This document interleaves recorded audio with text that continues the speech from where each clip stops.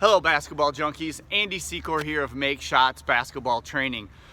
Here we are, outside, a little bit old school, not in the gym. I've had to shut down training for the next 3 weeks due to the coronavirus and the shelter-in-place order that's been given in the state of Michigan. But in my way of trying to stay connected to players and families, going to send out a series of short videos starting today, and then also some blog posts and video breakdown so you can still stay connected to shooting, because I know so many of you are still working on your games outside in driveways and in parks all across the state of Michigan and all across our country. So I've been fortunate enough in the last couple of years to train over 700 players. Professional players, D1, D2, D3, JUCOs, NAIA, all the way to elite high school players, middle school players, and all the way down to youth basketball players. During that time, it's given me an additional experience and understanding about some of the best things that are coming from shooting training and maybe some things that need to change a little bit. So this is the first video in this short series where we're going to talk about aspects of shooting. Today's topic is partially for players, but also partially for you parents in the crowd.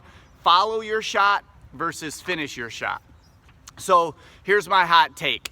I think parents, teammates, and coaches yelling, "follow your shot" from the crowd can actually make players miss more shots. And it's something that they shouldn't say. Here's a little bit as to why. One of the things I focus most on with players is shooting the final third of their shot. If we break shots down into third, the first part is where you pocket the ball and what your hand placement is.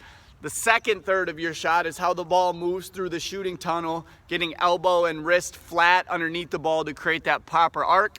And then the final third is what that finish looks like at release. To take that one step further, in my one-on-one training with players, we often talk about finishing the last 10% of that shot and what that means. That last 10% in our work includes first, the guide hand coming off the ball with minimal impact, fingers pointed towards the sky or to the roof, hands being as connected as possible, so the number of inches between shooting hand and guide hand at release, and then that shooting hand really being on line, grabbing the rim, and then for the lower third, landing to balance, as close as 10 toes to the rim as you can get with really good width. I think all of us would agree that those are 4 important aspects to making shots. I contend that those should be the focus. Those should be what run through a player's mind as they take a shot and release a shot, not running after what would be a possible miss. Here's a little bit of how that looks in action. I got my son Miles, he's gonna take a couple shots. These first few will be where he really focuses on finishing the shot. So there you can see there's a really good right hand rim grab. He's landing to balance. Let's take another one of those, Miles, where he's really focused on finishing the shot. All right, so now let's look at a couple of what it looks like when you're focused on following your shot, what the end of his shot looks like. So the shot goes up, there's not really a rim grab, he's not to balance, he's running after the ball. One more of those. So that last 10% really looks like he's running after the ball. Let's also just think about the math of this.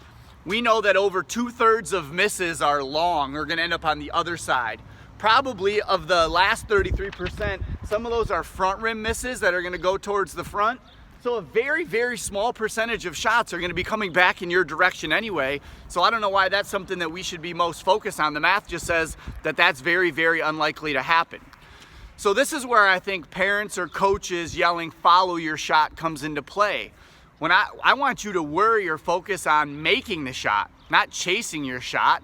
I think it impacts your ability to finish your shot doing those 4 things correctly. And it can actually lead to more misses. If I'm worried about running after my miss, I'm unlikely to hold my finish on line. If I'm worried about running after my miss, I'm less likely to finish to balance. In our training, we really train a lot of the mental aspect of shooting, visualizing shots going in. We're not thinking about misses. We're only thinking about getting the ball when it goes through the net. The only shot to be followed is the opponent grabbing the ball and taking it out of bounds as we hang those points on the scoreboard. They can worry about following the shot on their end of the court, and we're just worried about trying to make those shots.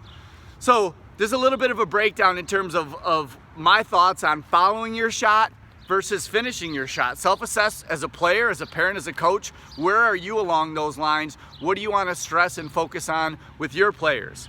If you're interested in more training for Make Shots, either individual or our camps or our small group options, anything else for Make Shots, video breakdowns, shooting coach model, you can always contact me at andygsekor@gmail.com. You can find me on Andrew Sekor on Facebook, at SekorSig, S-I-G, on Twitter, or Make Shots LLC on Instagram. I hope everyone out there staying safe, adhering to all the rules in this crazy world that we're living in, but basketball is always going to be part of it. Stay connected, and I hope you enjoy these series of videos.